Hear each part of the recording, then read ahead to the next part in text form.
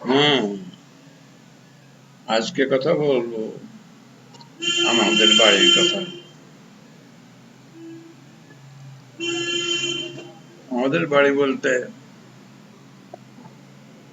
আমি বলবো আমার দাদার বাড়ি, আমার বাবার বাড়ি, সেই বাড়ির কথা। এখন যে বাড়িতে থাকি এটা তো পরে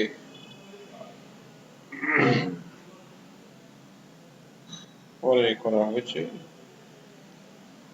যেটা আমার মনে হয় আমাদের বাড়ি, সেইটা আমার দাদার বাড়ি।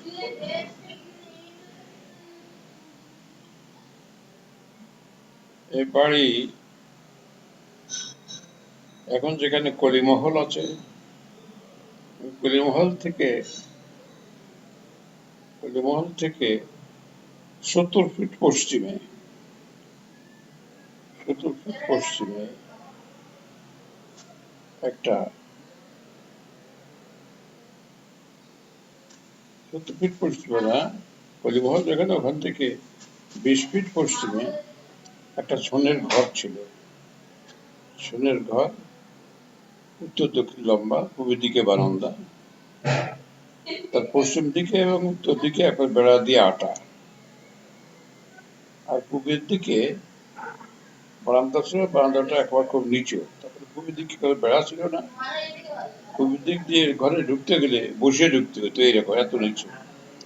আর দক্ষিণ দিকটা একেবারে খোলা, ওই চটার ফাঁকা ফাঁকা বেড়ার মতো করে,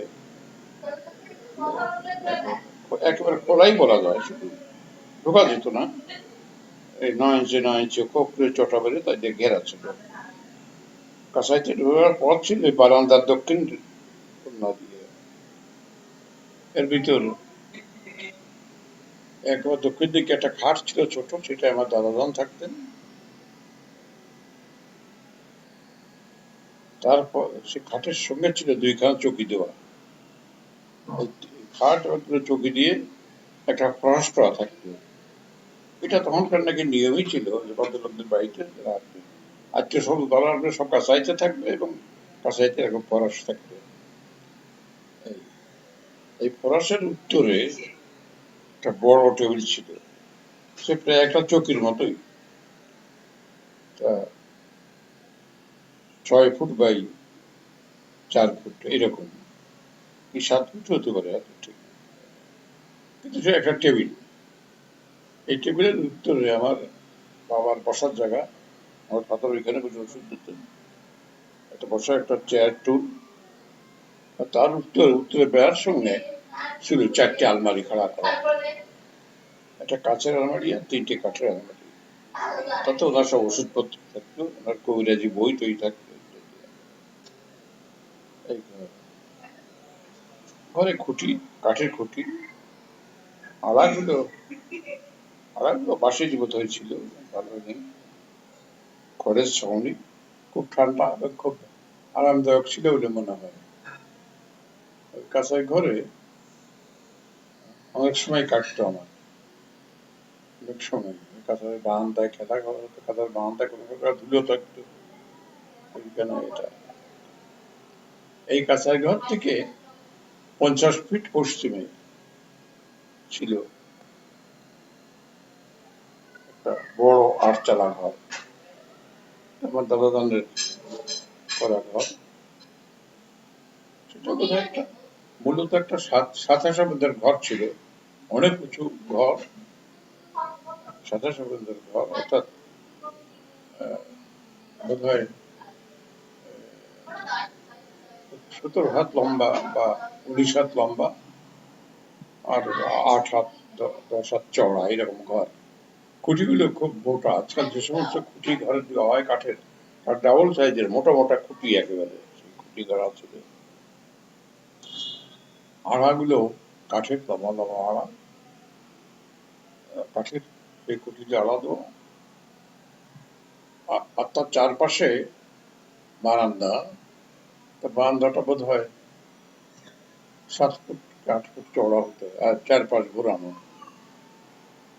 তা উত্তর, পূর্ব এবং দক্ষিণ দিকে টিন দিয়ে ছাওয়া, বা ইয়ে, আর পশ্চিমের চালটা তার ভিতর দিকে, ওইটা হলো তখন বলা হতো কানাস্তলা টিন, অর্থাৎ জেরের টিন যেগুলো সেগুলো কেটে পরপর জুড়ে জুড়ে ছাওয়া হতো। এটা ছিল পশ্চিম দিকটা, টিনটা ছিল করাকাটের টিন না, এমনি টিন। এই ঘরের যে ঘর হলো, এই ঘরের পূবের দিকটা একবার খোলা বারান্দা, একবার উত্তর থেকে দক্ষিণ পর্যন্ত খোলা বারান্দা। তা বোধ হয় 27-28 হাত, 30 হাত লম্বা বারান্দা, চওড়া এরকম 5-6 হাত চওড়া এরকম বারান্দা। আর পশ্চিম দিকে উত্তর দিক থেকে দক্ষিণ দিকে অনেকখানি পর্যন্ত সবটাই খোলা, দক্ষিণ থেকে 6-7 হাত, সেইটা দক্ষিণ দিকে ঘরের যে খুঁটি তার সঙ্গে এইটুকু নিয়ে একটা রুম করা, একটা রুম করা। আর উত্তর দিকেও ঘরের খানিকটা নিয়ে আর বারান্দা নিয়ে একটা রুম করা। আর মাঝখানে যে বিশাল একটা রুম, সেই রুমের ভিতরে যে পার্টিশন, একটা দরজা ছিল, ভিতরে দরজা ছিল। ওই উত্তরের রুম থেকে একবার বেরিয়ে এসে মাদের ঘরে হয়ে এসে দক্ষিণ রুমে আসা যেত। আর সমস্ত ঘরটা মিলিয়েই একটা বিরাট মাচা ছিল। সেই মাচার উপরে বড় বড়, আমরা তাকে ডোল বলতাম, সেই ডোল বসানো থাকতো, তাতে ধান থাকতো, আর বড় বড় ডোল পূজায় ধান থাকতো। কোনো কোনো সময় এর ভিতরে আবার মসুর বা ছোলা থাকতো কোনো কোনো সময়। এইটা। আর উত্তরের দিকে আমার ওটা ঘরে আমার চাচা থাকতেন বলে আমার মনে হয়, চাচিরা মতো ওদিকে বোঝা থাকতেন একটু একটু মনে হয়। এটা খুব শৌখিন রুম ছিল, বেশ মাটির মানে দেয়াল টেয়াল আর কাদা দিয়ে এইভাবে সমান করা, খুবই সুন্দর। টোটাল কাঁচা, সবই কাঁচা, তা হলো ডিবে টিবে খুব সুন্দর। আর দক্ষিণের যে রুমটা ছিল, সেটা দক্ষিণ দিকে এমনি বাঁশের যে বেড়া, আগের দিনের চেকার বেড়া, সেই বেড়া। আর কিরকম বেড়া ছিল, ওটা ভালো বেড়া ছিল ঠিকই, কিন্তু উত্তর রুমটার মতো অত সুন্দর না। এই ঘরের ভিতর একসময় আমরা ছোটবেলায় এই পাটি বিছিয়ে বসে খেতাম, ওই ঘরের পশ্চিম দিক, ওই রুমটার পশ্চিম দিকে। আর এই ঘরের পূবের দিকে 3টে দরজা ছিল। একটা দরজা দিয়ে সরাসরি মাচা থেকে ধানের বস্তা বের করে দেওয়া যেত, তাতে ভিতরে বন্ধই থাকতো। আর উত্তর দিক থেকে একটা দরজা, উত্তরের দিকে যে রুমসের পূব দিয়ে একটা দরজা ছিল, সেটা এই বারান্দা যাওয়া যেত। আবার দক্ষিণ দিকে যেটা, সেখানেও একটা ইয়ে ছিল, দরজা ছিল। আর পশ্চিম দিকে এরকম 3টে দরজা ছিল। এই ঘরে দরজা ছিল 8টা দরজা লাগানো। তখনকার দিনে এরকম এত দরজাওয়ালা ঘর খুব বেশি ছিল না, 2-1 বাড়িতেই থাকতো। তার দাদা দাদাদের ঘর ছিল। এইটা মনে হয় পরবর্তী পর্যায়ে এই ঘরের কথা বলছি, এটা এক সময় সবাই থাকতে দেখেছি, পরে এক সময় দেখেছি এই ঘরে কেউ আর থাকে না, আমরা কেউ থাকতাম না। আমার দাদা দাদি দক্ষিণ রুমে থাকতেন, উনি উপরে থাকতেন না, উনি আমাদের বাড়ির পশ্চিম দিকে যে ঘর ছিল, সেই খড়ের ঘর, সেই ঘরে থাকতেন। সেই ঘরে উনি মারা গেছেন, এই ঘরে ছিলেন। তো এই ঘর ছিল পূবের কোথায়, আর উত্তর কোথায় একটা ছোট খড়ের ঘর ছিল, সেইটা আমার মা বাবা আমরা থাকতাম। আর পশ্চিম কোথায় আর একটা খড়ের ঘর ছিল, সেইটে পরবর্তী পর্যায়ে এটাই আমার চাচা চাচি থাকতেন। তো চাচা চাচি পদ্মনগর চলে যাওয়ার পরে ওখানে আমার দাদা থাকতেন শেষে, যখন মারা যাওয়ার 2 বছর আগের থেকে ওইখানে থাকতেন। আর দক্ষিণে এক লম্বা একটা ঘর ছিল, বারান্দা ছিল, সেইটা মূলত রান্নাঘর এবং ঢেকি ঘর। আগে তো প্রত্যেক বাড়িতে ঢেকি থাকতো, ধান বানা হতো বাড়িতে, এই বারানি থাকতো, পাড়ায় ঘরে থাকে ধান ঘরে থাকে, বারানি বলা হয়। তারাই তো ধান দিয়ে দিত। 1400 চাল বের করে দিলে 140 পেত। এই মজুরিতে তারা কাজ করত। এই এই রান্নাঘর ছিল। এই যে পূর্ব যে ঘর আর দক্ষিণ দিকে যে রান্নাঘর, এর মাঝে যে ফাঁকা ছিল 7, 8, 10 হাত, এই ফাঁকা ছিল বাড়ির ভিতর থেকে বাইরে যাওয়ার পর। তো এই বাইরে যাওয়ার পথের ওখানে ঢুকলেই পথের ওখানে একটা জামরুল গাছ ছিল, তারপরে একটা আমরা সোলং গাছ বলতাম না, এখন বাতাবি লেবু, বইয়ের ভাষায় বাতাবি লেবু গাছ, তারপরে একটা সবেদা গাছ। এই সবেদা গাছটায় গাছের গোড়াটা খুব সুন্দর শুকনো হয়ে থাকতো। সেই জায়গায় আমি বেশিরভাগ সময় খেলাধুলা করতাম, সেই জায়গাটাই দুটো মাটি নিয়ে খেলা, সেইখানে পাড়ার অন্য ছোট ছেলে মেয়েদের নিয়ে ওইখান থেকে এগিয়ে বেশ খানিকটা গেলে, পায়ে হাতে গেলে পরে কাছারি ঘর। কাছারি ঘর সামনে ধান মারি করার জায়গা, অন্য ব্যাপার ছিল। ওই কাছারি ঘরের সামনে দক্ষিণ দিকে একটা কুয়া ছিল, কুয়োর পর একটা কাঁঠাল গাছ ছিল, সেটার নাম ছিল হাজারি কাঁঠাল গাছ। সে গাছে বহু শত শত কাঁঠাল হতো, ছোট ছোট, আর একটু একটু মনে পড়ে। আর কাঁচাই ঘরের কূপ দিয়ে আম গাছ আমার মনে হয় যে কতগুলো ছিল, তা 30-40টা হবে। আর লাইন দিয়ে গাছ ছিল আম গাছ, আর 5-7টা কাঁঠাল গাছ ছিল। আম গাছ বেশি ছিল, একবার ঘন ঘন গাছ, 4 লাইন গাছ ছিল। বাইরে গোলের দিক দিয়ে, দক্ষিণ দিক দিয়ে এরকম। বাড়িটা অন্ধকার হয়েছে, সূর্য উঠলে 10টার আগে বাড়িতে কোনো আলো এসে পড়তে নয়, গাছের আড়াল। দক্ষিণ দিকে গাছ ছিল, আর এখন সরাসরি আমাদের বাড়ির উঠানের দক্ষিণে, আমাদের দক্ষিণে যে বাড়ি তাদের সব আম গাছ ছিল। তারপরে উঠানে রোদ আসতে খুব কম। আমার বাড়ির পশ্চিমে যে ঘর ছিল, সে ঘরের পিছনেই, ঘরের পশ্চিমেই ওখানে লাইন দিয়ে 3 লাইন আম গাছ ছিল। ঘরের পরে একটা গাছ ছিল, সেই গাছটার নাম ছিল কলমদি গাছ। সে গাছের এক একটা আমি হয়তো তারপর 3 পোয়া 1 সের এইরকম বিশাল বিশাল আম, খুবই ভালো মিষ্টি, খুব ইয়ে। তা বিশেষ করে সেন্ট এমন ছিল তা না, আজকাল যেমন অনেক সেন্টের ভালো ভালো আম আমরা পাই খাই, সেটা তেমন কোনো সেন্ট ছিল না, তা মিষ্টি ছিল, এইটাই। বড় ছিল খুব। শেষের দিকে এসে দেখতাম সেই গাছের আমে পোকা হয়ে যেত খুব, বেশিরভাগ আমেই পোকা হয়ে যেত, এইটা একটা ত্রুটি হতো। তো 1 বছর হলে যখন দেখেছি তখন এটা ছিল না। আর ওই গাছের সামনে আর একটা গাছ ছিল, আমরা ঝোপা গাছ বলতাম। সে অদ্ভুত সুন্দর আম, অনেক সুন্দর সেন্ট, এটা। আরো অনেকগুলো গাছ ছিল সেখানে। আর পাশের বাড়ির পূর্বের দিকে যেসব গাছ ছিল, সেসবও 2টো গাছ ছিল ভালো, আর সব সাধারণ আম। তখন যেসব গাছ আমাদের পূর্বপুরুষরা লাগিয়েছেন, ভালো প্রজাতি পান নাই, ওই যা পাওয়া গেছে তাই লাগাই গেছেন, তাতে যেটা হয় আম হলেই হলো, খুব ভালো ছিল তা না। শুধু আমার নানা বাড়িতে দেখতাম, আমার নানার আব্বা, আব্বাস বিয়ে সাহেব, উনি কোথা থেকে খুঁজে খুঁজে এনে বিভিন্ন ধরনের আম গাছ আম লাগিয়েছিলেন। ওনার বাড়িতে নানা রকম সেন্টের, নানা রকম সাইজের বড় বড় আম পাওয়া যেত।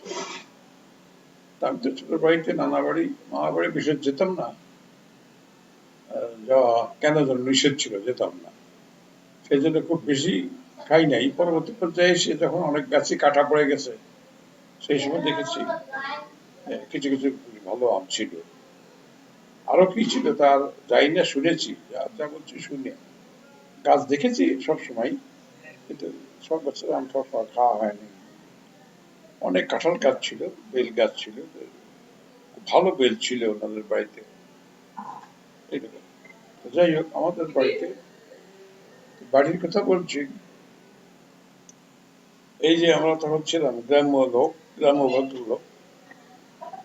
তো এখানে আমাদের বাড়িতে ওই দাদা বললাম একটা খাট ছিল, আর সব ঘরেই কিন্তু শুধু চৌকি ছিল, কোনো ঘরে খাট ছিল না।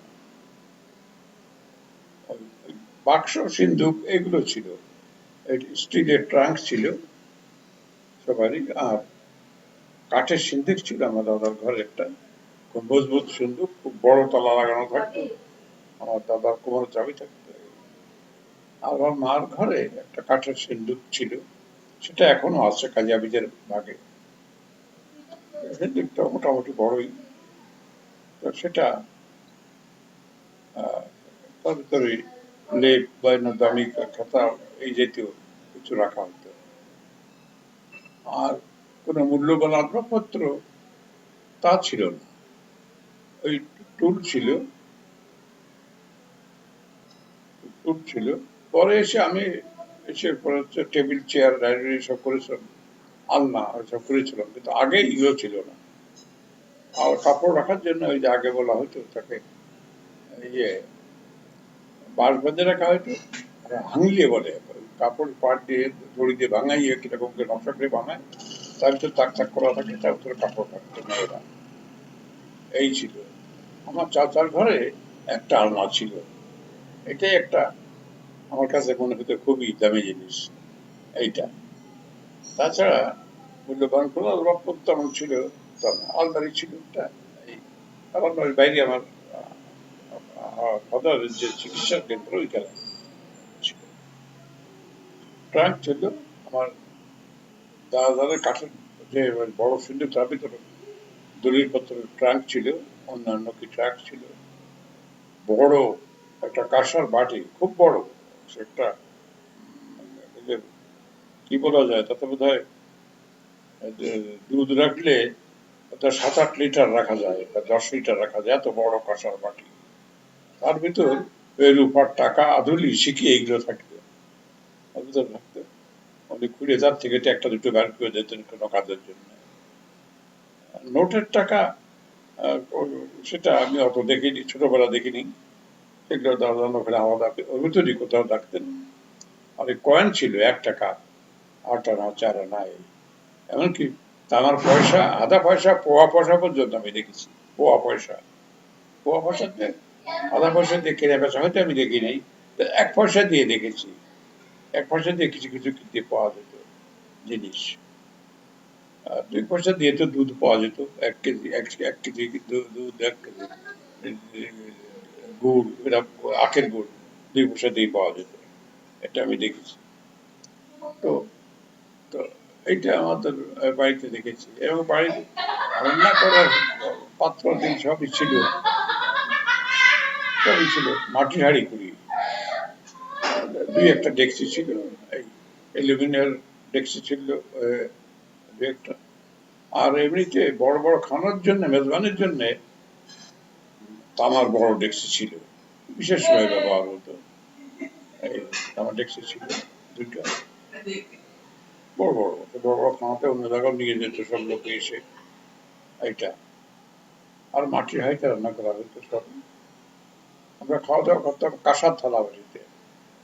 তবে আত্মীয় স্বজন আসলে চিনেমাটির প্লেট যেগুলো সাজায় রাখা হয়তো, 2 ডজন মতো চিনেমাটির প্লেট আমাদের ছিল।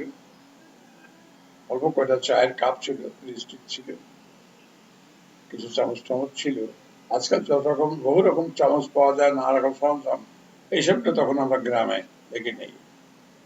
কিছু চিনেমাটির বাটি, ইয়ে থাকে চিনেমাটির, ওটা কি বাটি, ওটাকে কি যেন বলে, একটা নানান সাইজের ছিল।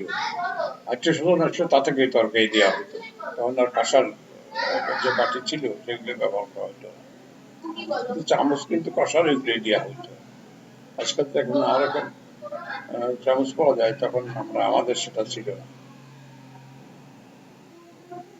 আর আমরা বসে খেতাম, সবসময় পাটিতে বসে খেতাম, পাটি মাদুর যেটাকে বলে, আত্মীয় স্বজন আসলে বাড়িতে বসে এই বিশেষ করে মূল্যবান কেউ যদি হয়, শেষে পাটির ঘরে একটা সুজনি বিছিয়ে দেওয়া হতো। 2-1টা সুজনি আমাদের বাড়িতে ছিল, সুজনি ওই চাদর জাতীয় একটু মোটা কাপড় দিয়ে অন্য বুননে বানানো, এই পেটে বিছিয়ে দিয়ে হতো 2-1 সময়। আবার যখন আরবদের পিসে আসতেন তখন অবশ্য আলাদা, খুব সে আলাদা সেট পিসের আর ইয়ে ছিল, সেগুলো আমার আব্বা নিয়ে পিছিয়ে দিতেন, সেটা আলাদা, সেটা আর অন্য কোনো সময় ব্যবহার হতো না। তো এই তো আমরা এই খুব সাধারণ জীবন ছিল, সাধারণ ঘর বাড়ি খুব বড় ছিল, ওই ওই ঘরটা খুব বড় ছিল, তবে বাড়ির ভিতরে সরঞ্জাম আদি খুব ভালো ছিল তা না। কিন্তু যেটুক ছিল সেইটি ধারে কাছে আর কোনো বাড়িতে ছিল না। তাতে ওই ছোটবেলা থেকে আমার ভিতর একটা বিশিষ্টতা, যে আমাদের সবকিছু একটা আলাদা ভালো, এই বোধটা আমাদের সৃষ্টি হয়ে গিয়েছিল। এই যে একটা আলাদা স্বতন্ত্র ভালো আমরা একটু, এটা এটা আমাকে পরিচালিত করেছে, এবং সেটা ধরে রাখতে চেষ্টা করে পরবর্তী পর্যায়ে জীবনে কষ্টও হয়েছে। এখন আর ধরে রাখার সে সময় নাই, এখন সবকিছু পরিবর্তন হয়ে গেছে, এখন আর সেটা নাই। আর আমরা সেরকম যোগ্যতা অর্জন করি নাই আমি, যে আমরা সেই আমাদের আজান যে বৈশিষ্ট্য অর্জন করেছিলেন এলাকায় সেটা আমরা ধরে রাখবো, তা সেটা পারি নাই। সাধারণভাবে ছিলাম, তার ভিতরে একটু ইয়ে ছিল, তখনকার যে নিয়ম সে অনুযায়ী আমরা সব ধরনের কাজ করতাম না, এইসব একটা ছিল সেটা। এই বাড়িতে ফল গাছ ছিল, ফল গাছ ছিল, আম, কাঁঠাল, নারিকেল, সুপারি গাছ ছিল না। বললাম লিচু, সবেদা, বাতাবি লেবু, কয়েক রকমের, যেমন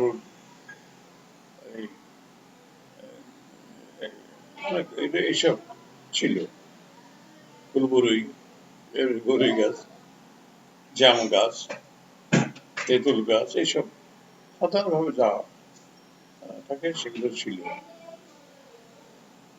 তখন বাড়িতে পুকুর ছিল না, তবে মোটের বাড়িতে দুটো কুয়া ছিল, শাড়ির কুয়া, যেটা একটা বাইকে তার সামনে বলেছি, আর একটা পিছনে রান্নাঘরের ওখানে। অনেক বাড়িতে কুয়াই ছিল না, আমাদের বাড়িতে দুটো ছিল। এই বালতিতে পানি তুলে ব্যবহার করা হতো। এই বাড়িতে, আমাদের বাড়ির ভিতরে, এই যে বাড়ির কথা বলছি, এই বাড়ির ভিতরে কেউ ঢুকতে পারতো না, ঢোকা নিষেধ ছিল। আমাদের বাড়িতে, এটা সব বাড়িতেই প্রায়, কৃষক মহলও সব বাড়িতে, সবার বাড়িতে সবাই যেত না, ঘনিষ্ঠজন শুধু বাড়ির ভিতর যেত। প্রত্যেক বাড়িতে ওই পাটকড়ি দিয়ে হলেও ঘিরে একটা বেড়া দেওয়া থাকতো, মাঝে একটু ফাঁকা, সেখানে যারা সব যাওয়া করতো। সেখানে যে কোনো দিয়ে আটকায় রাখা হতো তা না, খোলা। কিন্তু সংস্কারই ছিল অযাচিত ভাবে কোনো লোকের বাড়ির ভিতর ঢুকতো না, দেউড়ির বেড়ার কাছে দাঁড়ায় কথা বলতো, এবং বাড়ির ভিতর থেকে লোক আসতো। আর মেয়েরা তো ওই দেউড়ির বেড়ার বাইরে কোনোদিন যেত না, এমনি 2 মিনিটের জন্য যেত না। আমাদের বাড়িতে যে সামনে যে সীমা ছিল, আমার 14 দিন পর্যন্ত মাকে দেখেছি সারা জীবন, 40-42 বছর পর্যন্ত মা ছিলেন বেঁচে, 71 সালে মারা গেছে। আমার স্মৃতিতে নেই যে আমার মাকে কোনোদিন আমাদের দেউড়ির ওই বেড়ার বাইরে দেখেছি, আমার স্মৃতি নেই, কোনোদিন গেছেন বলে আমার মনে হয় না। আমার নানাজান মারা গেলে একদিন ওনাকে নিয়ে যাওয়া হয়েছিল ওই বাড়িতে, সামনে ওই যে শুধু রাস্তার ও পাশে এতটুকু জায়গা, 400 ফুট তফাৎ। এই তার সেখানেও উনি 6 বছর বয়সে নাকি বিয়ে হয়ে এসেছিলেন, আমার নানি মারা গেলে নাকি গেছিলেন, সেটা আমি জানি না। আর নানাজান মারা গেলে ওই দিন নিয়ে যাওয়া হয়েছিল। কিভাবে নেওয়া হয়েছিল উনি হেঁটে যান নাই, কিভাবে নেওয়া হয়েছিল সেটা আমার মনে নাই, কোনদিন যান নাই। তখনকার দিনে বেশিরভাগ বাড়িতে এটাকে এখন অন্ধকার যুগীয় সংস্কার বলা হয়, এটা ঠিকই, তবে তখন এইটা ছিল। বিশেষ করে যারা একটু কুড়ির দাবি করতো, যাদের ভিতরে আমরা পড়ি, এই কাজীগণ সাহেবদের বাড়িতে বাড়ির মেয়েরা বাইরে কোনো জায়গায় যেত না। আমাদের বাড়িতে সেটা খুব স্ট্রিক্টলি মানা হতো। আমার মা, চাচি, এমনকি চাচু চাচিরা আমাদের বাড়ির উত্তরেই ছিল আমাদের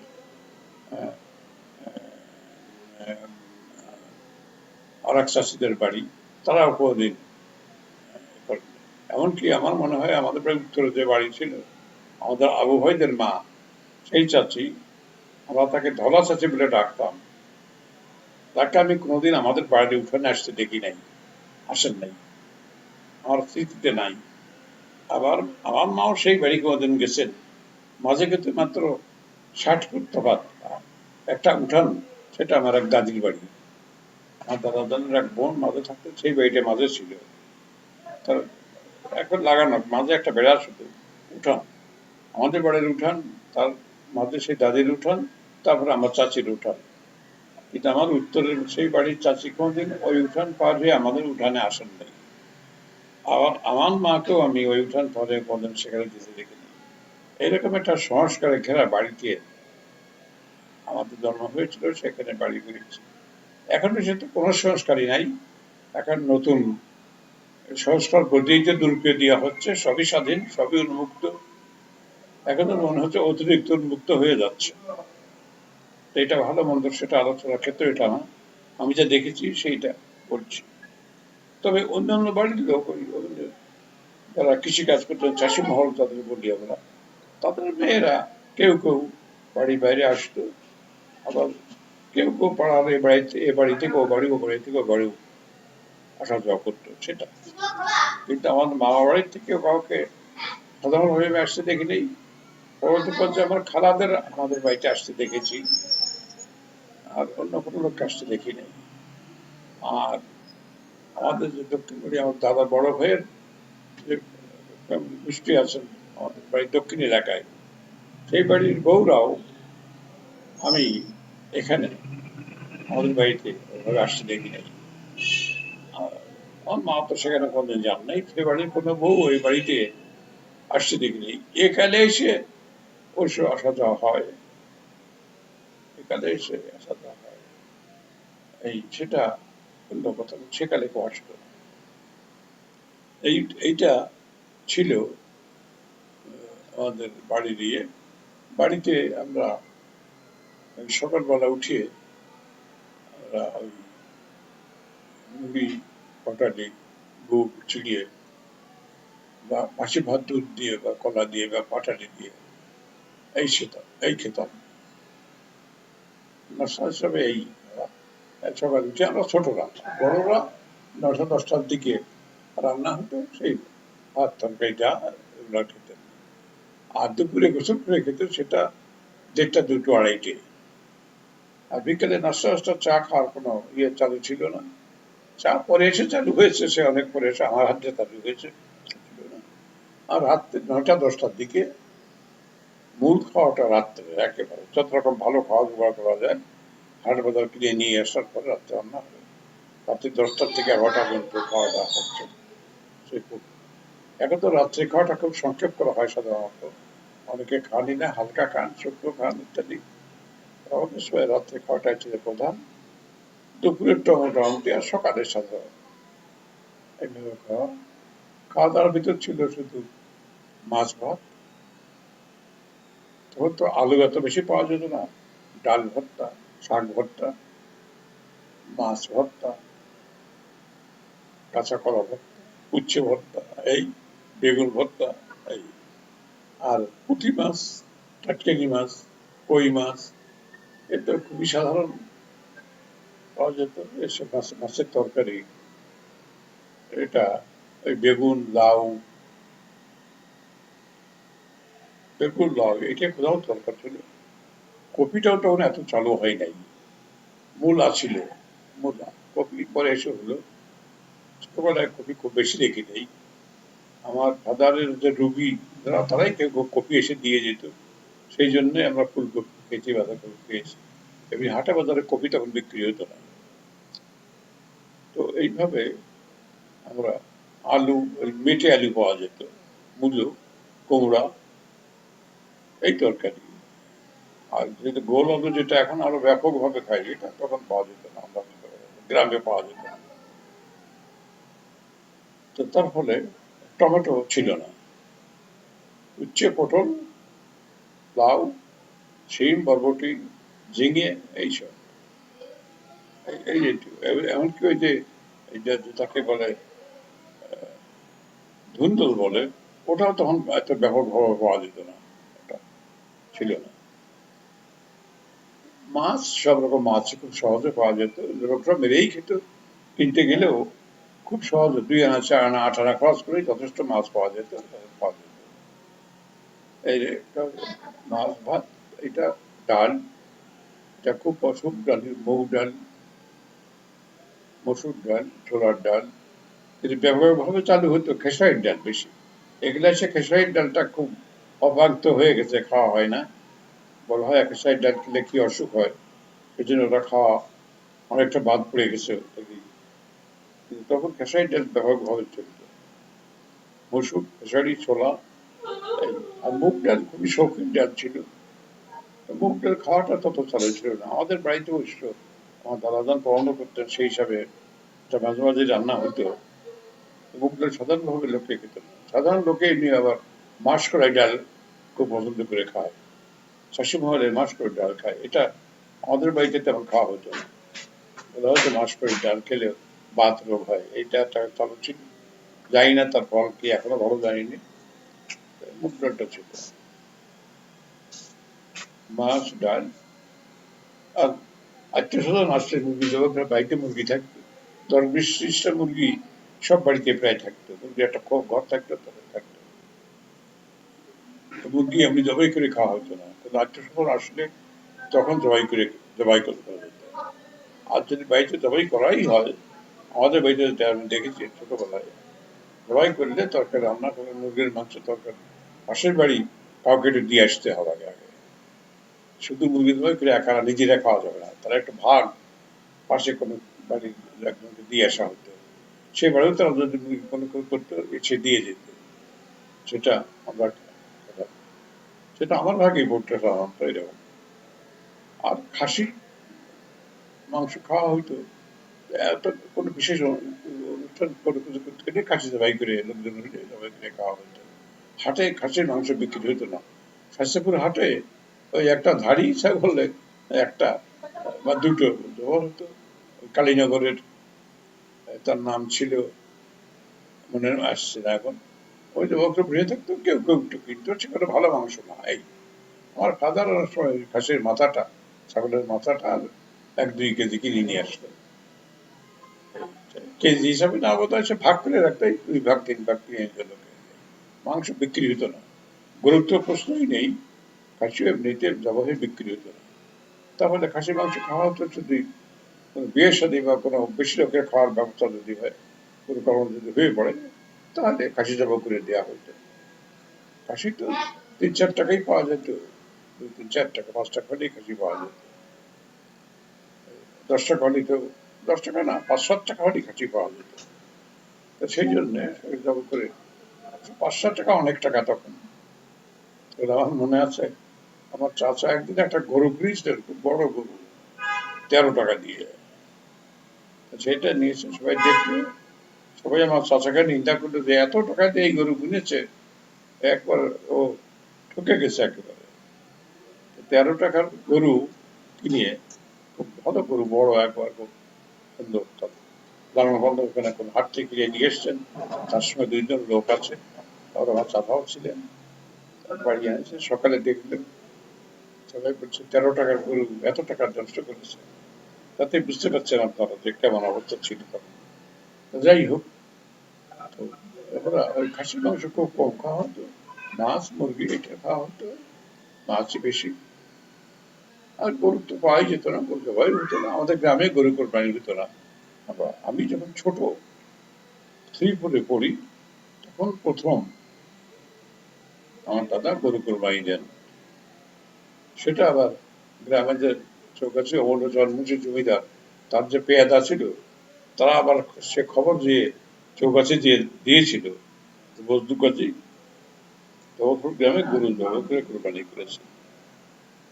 তখন শুনেছি সনাতনী দেরেপুর গ্রামের লোক গরু কোরবানি করতো, নদীর উপরে সনাতনী যে গরু জবাই করে ভাগ করে গোপনে নিয়ে আসতো।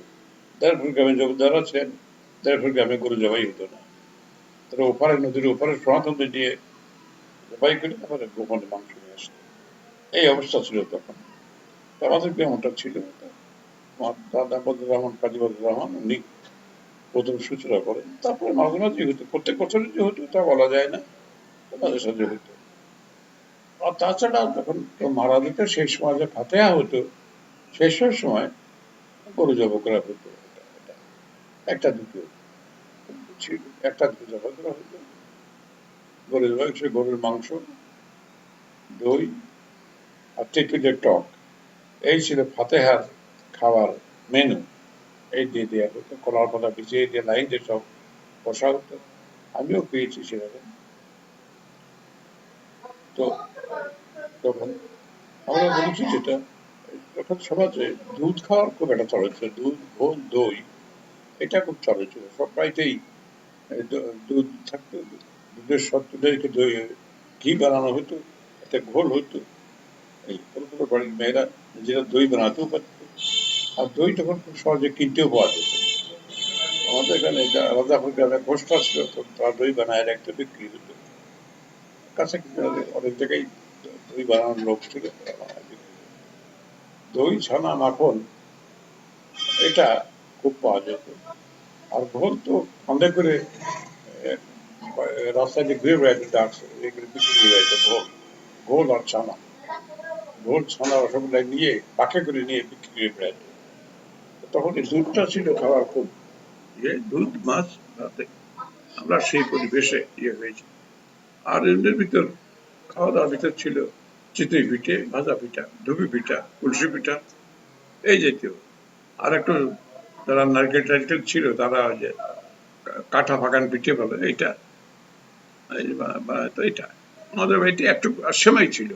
তখনকার দিনে কালচারের সাথে ছিল, সবচেয়ে চিকন সেমাই যে বাড়ির মেয়েরা করতে পারে তারাই তত ভালো খানদানি। সেমাই রান্না করা হতো ভালো গুড় দিয়ে, ঘন দুধ দিয়ে রান্না হতো। সেটা একটা আলাদা উপাদেয় খাদ্য ছিল। সেমাইটা খুব চালু ছিল। তো সবাই তো সেটা ভালো করে করতে পারতো না, সেটা ছিল। আর ছিল শখের ভিতর, শৌখিনতার ভিতর ছিল পান খাওয়া হতো তখন। বেশিরভাগ বাড়িতেই পান খেত, পুরুষরা, মেয়েরা, বউরাও খেত। এখানে পান খাওয়াটা কমে যাচ্ছে। পান খাওয়া হতো, পানের যে সুপারি, এটা খুব চিকন করে কাটতে হবে। যে বাড়ির মেয়েরা যত চিকন করে কাটতে পারে তারাই খুব ভালো খানদানি। এইরা এসব বিবেচনা করা হতো বিয়ে সাদের সময়। পান খেতে দিলে পানের সুপারি তারা একটু দেখতো যে কেমন করে কাটা। পানের সঙ্গে মশলা ছিল বিভিন্ন রকম। এই আমাদের বাড়িতে অবশ্য পান খাওয়া, আমার মা পান খেতেন না, পান খাওয়ার ব্যবস্থা আমাদের বাড়িতে ছিল না। আমার চাচিও খেতেন না। আমার আব্বা নাকি আগে পান খেতেন, তা আমরা পান খেতে দেখি নাই, আগে নাকি পান খেতেন ইত্যাদি। এই আর তখন পুরুষরা তামাক খেত, তামাক, হুক্কায় তামাক। আমাদের বাড়িতে কতগুলো গড়গড়া হুক্কা ছিল, হুক্কাটার তফাৎ থাকে, 4-5-6 তফাৎ থাকে, নল দিয়ে এখানে বসে খাওয়া। এইটা এটা খুব কম বাড়িতেই ছিল। আমার নানাদের ছিল খুব দিয়ে। আমার দাদা তামাক খেতেন কিনা আমি জানি না, দেখি নেই। আমার ফাদার খেতেন, এই গড়গড়া ছিল তার খেতেন। উনি এমনি উৎপাদন খেতেন। ওনার আবার রূপালে বাঁধানো একটা উৎকা ছিল, তাতে আলাদা নল লাগাই উনি খেতেন। এরকম ছিল। হুক্কা খাওয়া তখন খুব চালু ছিল। তো সবাই এক হুক্কায় খেত না, আবার এক হুক্কায় খেলেও তাদের নল আবার আলাদা থাকতো, তাদের এরকম দেখেছি। আমরা যে আমি এত গল্প বললাম যে আমার বাড়ির পরিবেশটার কথা বললাম, এই পরিবেশে আমার ছোটবেলা কেটেছে, বড় হওয়া, কলেজে পড়া পর্যন্ত প্রায় এরকম অবস্থা দেখেছি। এরপর থেকে তো দ্রুত পরিবর্তন হয়েছে, পাকিস্তান হয়ে গেল, দ্রুত পরিবর্তন হয়েছে। পৃথিবীতে বাংলাদেশ হওয়ার পর তো এখন দেশই পরিবর্তন হয়ে গেছে। শুধু দেশ স্বাধীন হয়েছে এটা একদিক দিয়ে না, সমস্ত দিক দিয়ে স্বাধীন। বোধহয় সত্যি কথা যদি বলতে হয় তাহলে বোধহয় বলা যায় কমপ্লিট ললেসনেস, আইনহীনতা, আইন শূন্যতা, একেবারে বর্গাহীন ভাবে সমাজের সমস্ত অন্যায়, অবিচার, স্বেচ্ছাচারিতা চলছে এখন। আমার বিবেচনায় আমি এই শব্দগুলি ব্যবহার করতে চাই। একালের ছেলেরা হয়তো আমার সঙ্গে একমত হবে না, আমার এই মন্তব্য করার জন্য আমাকে নিন্দাও করবে। কিন্তু আমরা ব্রিটিশ ভারতে যখন জন্ম হয়েছে, আমরা যেভাবে দেখেছি তার ভিতরে অধীনতার কষ্ট ছিল, কিন্তু তার একটা শৃঙ্খলা ছিল, শৃঙ্খলা দেখেছি। কিন্তু এখন যে বিশৃঙ্খলা সর্বত্র, স্বেচ্ছাচারিতা দেখছি, এইটা তখন ছিল না। এটাই আমরা এখন কষ্ট পাই বলেই আমি আমার ছেলে, নাতি ছেলেরা, নাতি থাকলেও তারা যাতে জানতে পারে যে আমি কেমন অবস্থায় জন্মাইছিলাম, কোন জায়গায় ছিলাম, সেই জন্য আমার বাড়ির পরিবেশ, বাড়ির এটা আমরা বললাম। এই সুযোগ একটা জিনিস বলা দরকার। আমরা এই যে বললাম, আমরা বড় লোক ছিলাম না, সাধারণ গ্রাম্য লোক, তবে ওটা মোটামুটি সচ্ছল গৃহস্থ। আমাদের যেহেতু চাষবাস ছিল না, সব জমি বর্গা দেওয়া থাকতো। চাষবাস বাড়ির পর মরিচ গাছ লাগানো হতো, কাঁচা মরিচের গাছ। এইটা আমার দাদা বৃহস্পতি খুঁচাতেন, আর আব্বাকেও দেখেছি খুঁচাতে এই মরিচ গাছ। তাছাড়া অন্য কোনো চাষবাস অন্য কিছু করা হয়নি কোনোদিনই। বর্গা দেওয়া ছিল, সেখানে বর্গাতিরা দূরের যারা তাদের বাড়িতে নিয়ে গিয়ে ধান শুকায় বস্তায় করে দিয়ে যেত। আর এদিকে যেসব জমি তাদের আমাদের বাড়িতে নিয়ে আসতো, এখানে মাড়াই করে তারা অর্ধেক নিয়ে যেত, অর্ধেক আমাদের দিয়ে যেত। এইরকম নিয়ম চালু ছিল। পাট হইতো ওই রকম, দূরের মতো দুই পাট তারা বাড়িতে নিয়ে যেত, আমাদের এখানে দিয়ে যেত। আর কাছের যারা তারা এখানে বাড়িতে আমাদের এখানে পাট জাগ দিতে ধুয়ে আমাদের বাড়িতে দিয়ে যেত। সেগুলো আবার শুকোতে হইতো, তার জন্য সব লোক নেওয়া হইতো। আর আলাদা বেঁধে তাতে শুকনো হতো, এসব একটু কাজ করতে হইতো। এই যে এই যে ছিল, বাড়ির কথা বললাম, কিন্তু বাড়ির অবস্থান অন্যান্য কথা বলা যায় নাই। সেটা হলো তখন কোনো রাস্তাঘাট ছিল না, গ্রাম্য কিছু হালট ছিল।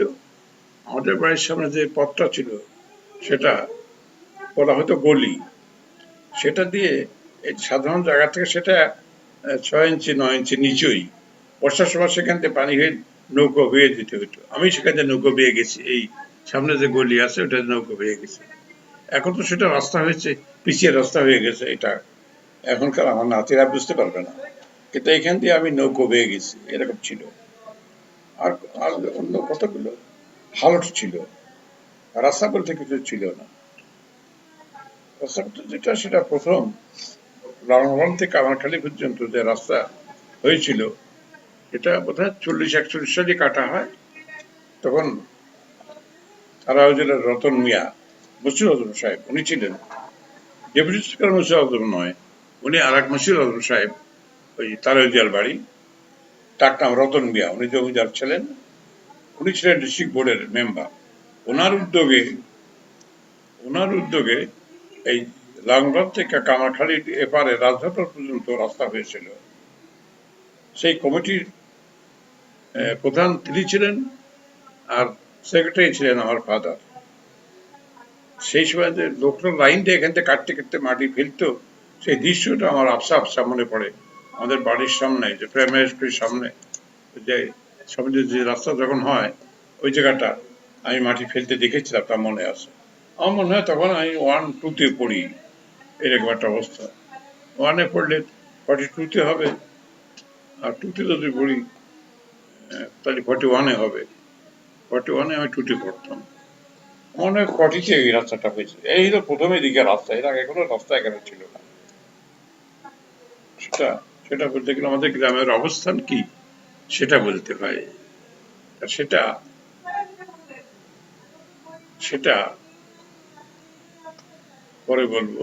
তারপর গ্রাম কোথায়, তারপর গ্রাম বলতে কি বোঝা যায় সেটা আর এক সিটিং এ বলবো। আজকে বললাম আমাদের বাড়ির কথা, আমাদের গ্রামের কথা পরে বলবো।